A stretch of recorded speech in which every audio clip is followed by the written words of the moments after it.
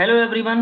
NIT Jamshedpur ने NIMCET counselling के third round के बाद में पार्शियल पी पेमेंट के लिए डेट एक्सटेंड कर दी है। और ये डेट जो है वो 20 जुलाई यानी कि आज रात 11 बजे तक आप कर सकते हैं। जिन लोगों ने पेमेंट नहीं किया है या किसी टेक्निकल इशू के कारण पेमेंट फेलियर हो गया था वो कर सकते हैं। ठीक है, इसके अलावा कुछ लोग जो स्पेशल राउंड में अपीयर करना चाह रहे हैं, और क्योंकि लगातार स्टूडेंट्स मुझे कॉल कर रहे हैं या मैसेज कर रहे हैं कि सर हमारी ये रैंक है और हमको ये कॉलेज अलॉट हो चुका है ऑलरेडी, क्या हमको इसके ऊपर वाला कॉलेज मिल सकता है जो उन्होंने प्रेफरेंस पहले रखी होगी। तो अभी हम आपको ओपनिंग क्लोजिंग रैंक से एक आइडिया देते हैं कि क्या आपको ये कॉलेज मिल सकता है, या जिन लोगों को अभी तक कोई कॉलेज अलॉट नहीं हुआ है तो क्या उनको भी कॉलेज मिलने के चांसेस हैं। क्योंकि कई स्टूडेंट्स ऐसे हैं जिनको एचबीटीयू मिल चुका है और उनका अभी भी ये मन है कि स्पेशल राउंड में जाना चाह रहे हैं, पर चूंकि उन्होंने फीस सारी लगभग अभी सबमिट करवा रहे हैं तो क्या हमको कॉलेज मिल पाएगा या नहीं मिल पाएगा। तो थोड़ा सा हम ओपनिंग और क्लोजिंग रैंक से सारी चीज़ों को समझते हैं। उससे पहले मैं आपको बताना चाहूंगा, देखिए शेड्यूल अगर हम देखें तो शेड्यूल के हिसाब से 18 और 19 तक था, आज इन्होंने एक्सटेंड कर दिया। 21 तारीख को स्पेशल राउंड की वैकेंसी दिखाई जाएंगी और 21 तारीख से ही ये 22 से 24 के बीच में हमारा स्पेशल राउंड का चॉइस फिलिंग और रजिस्ट्रेशन का दौर शुरू होगा। 26 तारीख को ये अलॉटमेंट आएगा और जो आपको रिपोर्टिंग करनी है वो 26 के बाद में ही करनी है। अब बात करेंगे जरा हम राउंड 3 में। मैंने एक ये ओपनिंग क्लोजिंग रेंज अभी दिखाता हूँ आपको सारे इंस्टीट्यूट में, और सबसे पहले मैं दिखाऊंगा आपको ये जनरल कैटेगरी। देखिए ओपन कैटेगरी के लिए ये मैं आपको दिखाना चाहूंगा। सबसे पहले आप समझिए कि देखिए अगर हम एनआईटी त्रिची की बात करें तो ओपनिंग रैंक 1 से 48 पर क्लोज हो गई। ठीक है, अब अगर इसके बाद किसी भी बच्चे की रैंक है और उसने उसका मन है कि त्रिची जाना है तो ऑब्वियसली बात है थर्ड राउंड तक ही पूरा पैक हो चुका है। ठीक है, इसके बाद देखें अगर हम वारंगल को 120 ओपनिंग और 240 क्लोजिंग रैंक है। ठीक उसी तरह से हम सेल्फ फाइनेंसिंग कुरुक्षेत्र की बात करेंगे तो 355 से 434 लास्ट रैंक है। रायपुर 571 पे बंद हुआ है और जमशेदपुर 466 पे बंद हुआ है। कुरुक्षेत्र 300 पर बंद हुआ है। अब अगर आप सोच रहे हैं कि आपकी रैंक 320 है तो 320 रैंक पर क्या आपको उसके ऊपर, सपोज दैट आपने कुरुक्षेत्र के ऊपर वारंगल रखा है तो वारंगल तो 240 पे ही बंद हो गया। ठीक है, या है ना, या आपको लगता है कि हमें सूरत का लेना है तो ऑब्वियसली बात है सूरत का 105 पे बंद हो गया है। ठीक है, या आपको लगता है कि मुझे इलाहाबाद लेना है, देखिए इलाहाबाद भी बंद हो गया है। तो ये चीजें आपको ध्यान में रखते हुए ही सारी चीजें करनी है, क्योंकि स्पेशल राउंड में आपको एक मौका मिलेगा कि आप अपनी चॉइसेस को रिवाइज कर सकते हैं। लेकिन रिवाइज करते वक्त आपको इन बातों का ध्यान रखना होगा, जो आपको सीट मिली है वो तब तक रिटेन रहेगी जब तक कोई नया अलॉटमेंट नहीं मिल जाता है। ठीक है, अब नया अलॉटमेंट हमारा हायर प्रायोरिटी का है तब तो अच्छी बात है, लेकिन अगर कोई लोअर प्रायोरिटी का मिल गया तो बस यही आपके लिए ध्यान रखने योग्य बात है कि आप सिर्फ उन्हीं एनआईटीज को फिल करना जिनमें आप जाना चाहते हैं, उनको बिल्कुल मत चॉइसेस में रखना जिनमें नहीं जाना चाहते हैं। क्योंकि और दूसरी बात, जो एनआईटी आपको अलॉट हुई है वो एनआईटी आपको चॉइस फिलिंग में नहीं दिखेगी, यानी वो ऑलरेडी फ्रीज दिखेगी आपको, कि ये आपकी फील्ड दिखेगी, फ्रीज ना कहें फील्ड दिखेगी आपको जिनको अलॉटमेंट हुआ है।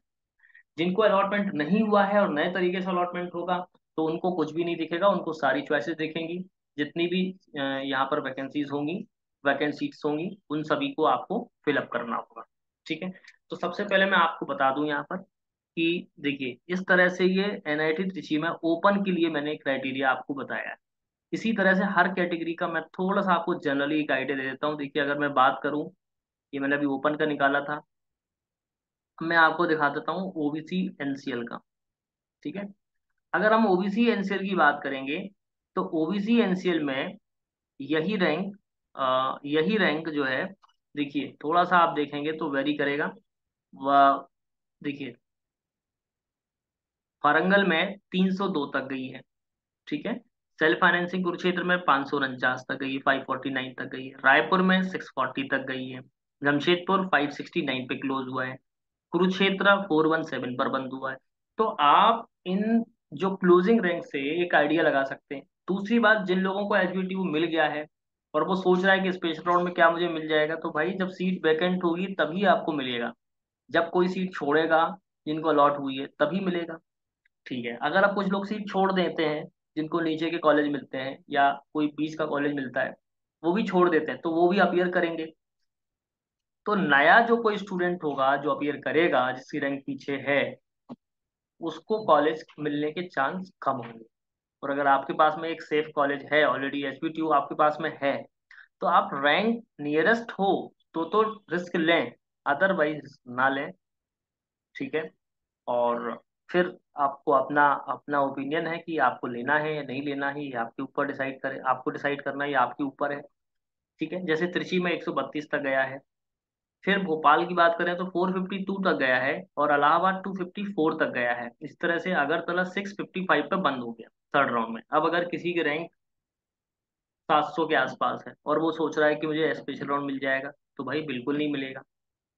हाँ, नहीं लेते हैं कोई बच्चे कॉलेज में एडमिशन तो उस कंडीशन में मिलेगा, लेकिन चांसेस रेयर है। 158 सूरत कल बंद हो गया। तो ये चीजें आपको ध्यान में रखनी होगी कि जो अलॉटमेंट की क्लोजिंग रैंक थर्ड राउंड तक आ गए हैं उसके बाद पॉसिबिलिटी देखनी है। अगर ये लोग सीट छोड़ेंगे तो ही आपको मिलेगा, नहीं तो नहीं मिलेगा। और इन लोगों ने भी अगर अपग्रेड पे डाला, ठीक है, स्पेशल राउंड में, तो डेफिनेटली इनकी सीट तो रिजर्व रहेगी अगर कोई नया अलॉटमेंट नहीं मिला। ठीक है, इज दैट क्लियर? तो ये ओबीसी की है। फिर इसी तरह से थोड़ा मैं एक और आइडिया आपको दे देता हूँ। देखिए, मैं एक और आइडिया देता हूँ। अगर मैं जनरल ईडब्ल्यूएस की बात करूंगा, देखिए जनरल ईडब्ल्यूएस में क्या है। जनरल ईडब्ल्यूएस में अगर हम बात करेंगे तो देखिए ट्रिची में 126 पे क्लोज हो गया। इसके बाद में यहाँ पर वारंगल में अगर देखें तो 268 पे क्लोज हो गया। वहीं कुरुक्षेत्र सेल्फ फाइनेंसिंग 489 पे बंद हो गया। रायपुर 604 पे बंद हो गया। जमशेदपुर 510 पे बंद हो गया। कुरुक्षेत्र 356 पे बंद हो गया। भोपाल 419 पे बंद हो गया। इलाहाबाद 216 पे बंद हो गया। अगरतला 619 और सूरत कल 159 पर बंद हो गया। तो ये जो पॉसिबिलिटीज हैं यहाँ पर, क्योंकि अब आपको देखना है कि क्या मुझे मिल सकता है। अगर सीट वैकेंट हुई तो ऑब्वियसली बात है कुछ लोग वही हैं जिनको अलॉट हो चुकी है, राइट, जिन लोगों ने अभी तक सीट कंफर्म नहीं की है या पार्शियल पेमेंट नहीं किया है या विड्रॉ नहीं किया है, या जिन्होंने पेमेंट भी कर दिया और उन्होंने अपग्रेडेशन के लिए डाला है। तो ऐसे कई सारे स्टूडेंट्स हैं और मुझे लगातार इसके लिए मैसेज और कॉल आ रहे हैं कि सर मेरी रैंक ये है और मुझे ये एनआईटी अलॉट हो चुकी है, क्या मुझे स्पेशल राउंड में ये मिल जाएगा। तो मैंने उनको भी यही बोला है कि आप एक बार ओपनिंग क्लोजिंग रैंक देखो, फिर आप सोचो।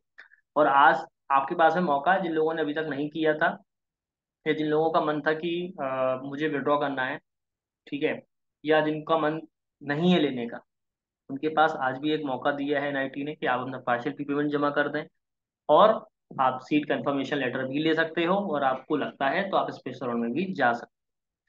स्पेशल राउंड की कुछ जो इंपॉर्टेंट बात है वो भी मैं आपको इस सेशन में बता दूंगा। बाकी जब स्पेशल राउंड के लिए सीट वैकेंट होगी और जो चॉइस फिलिंग के लिए टाइम आएगा, उसमें मैं आपको केवल और केवल स्पेशल राउंड की सारी चीजें बताऊंगा। ठीक है, पर अभी मैं बताना चाह रहा हूँ कि जो लोग अपियर करना चाहते हैं वो कैसे करेंगे। बस ध्यान आपको यही रखना है जो मैंने आपको बोला है कि सीट्स वही मिलेंगी जो आप उसके ऊपर रखें, वही सीट सेफ होंगी, अदरवाइज नहीं। आप नीचे की प्रेफरेंसेस भर देंगे तो फिर आपको लिए नीचे की प्रेफरेंसेस भी मिल सकती हैं अगर आपको ऊपर का कोई कॉलेज ऑलरेडी मिला हुआ है। ठीक है, इसी तरह से देखिए अगर हम बात करेंगे जनरल ईडब्ल्यूएस खत्म हो गया। अब हम बात करेंगे एससी और एसटी की। देखिए ये एससी की सीट्स अगर हम देखें तो एससी में जो लास्ट है, देखिए अगर हम बात करें कुरुक्षेत्र सेल्फ फाइनेंसिंग 3582 और रायपुर 3442 पे बंद हुआ है। ठीक है, अगरतला 3551 पर बंद हुआ है। तो इस तरीके से ये इनकी क्लोजिंग रैंक है, आप देख सकते हो जिसकी जितनी रैंक है उसके हिसाब से वैरी किया है। इसके बाद एससी के बाद में एसटी को अगर हम देखें, ठीक है, बाकी आप जो भी जिस भी कैटेगरी के हैं तो आप एक बार चेक कर लें। एसटी में जो है अगर हम बात करें कुरुक्षेत्र 7131 पे बंद हुआ है, और वहीं अगर हम रायपुर की बात करेंगे तो 7075 पर बंद हुआ है। जमशेदपुर 6308 पर बंद हुआ है, और अगरतला 638 पे बंद हुआ है। ठीक है, अगर इसके ऊपर आपकी रैंक्स आ रही हैं तो चांसेस कम है, फिर भी आप अप्लाई कर सकते हैं, अप्लाई करने में कोई बुराई नहीं। किसी भी कैटेगरी को आप चेक कर सकते हैं, ओबीसी एनसीआर पीडब्ल्यूडी को, जनरल ईडब्ल्यूएस पीडब्ल्यूडी को, जहाँ जहाँ ये सीट्स हैं ओपन पीडब्ल्यूडी को, या एससी एसटी पीडब्ल्यूडी को, तो ये सब आप देख सकते हैं। Is that clear? तो आई थिंक कि आपको ये ओपनिंग क्लोजिंग लिंक से एक आइडिया हो गया होगा। अब हम बात करेंगे जो स्पेशल राउंड की काउंसलिंग में कुछ इंपॉर्टेंट पॉइंट्स हैं कि आपको एक राउंड होगा जिसमें ये जो राउंड है वो ऑप्शनल है। 1,000 रुपये फीस उनको जमा करनी जो नए कैंडिडेट होंगे, ठीक है। जो लोग ऑलरेडी रजिस्टर्ड हैं और जिन्होंने सीट मिल चुकी है, जिन्होंने सीट एक्सेप्टेंस फी जमा कर दिया है, उनको कोई रुपया नहीं देना है यहाँ पर। दूसरी बात, यहाँ पर जो इम्पोर्टेंट बात मैं आपको बताना चाह रहा हूँ, it is noted that if the candidate is allotted a new seat, अगर आपको कोई न्यू सीट अलॉट होती है स्पेशल राउंड में, तो जो आपका एडमिशन और अलॉटमेंट हुआ है वो ऑटोमेटिकली क्या हो जाएगा, कैंसिल्ड हो जाएगा। And the candidate can never claim his or earlier seat पे। ये बात लिखी हुई है कि आपकी सीट, इसके अलावा अगर कोई आप अलॉटमेंट आपको स्पेशल राउंड में नहीं मिलता है, तो his her present seat will remain valid and if he she completed all the necessary admission process and paid the additional partial payment, ठीक है, सो उनकी सीट बराबर बरकरार रहेगी। So that is why when such candidate select their choices in special round, the institute where he or she already completed admission so does not appear in the list of choices। ध्यान रखना है आपको कि उसमें आप appear नहीं कर सकते, जिसकी क्लियर। अच्छा, इसके बाद अब हम बात करेंगे, ये लो,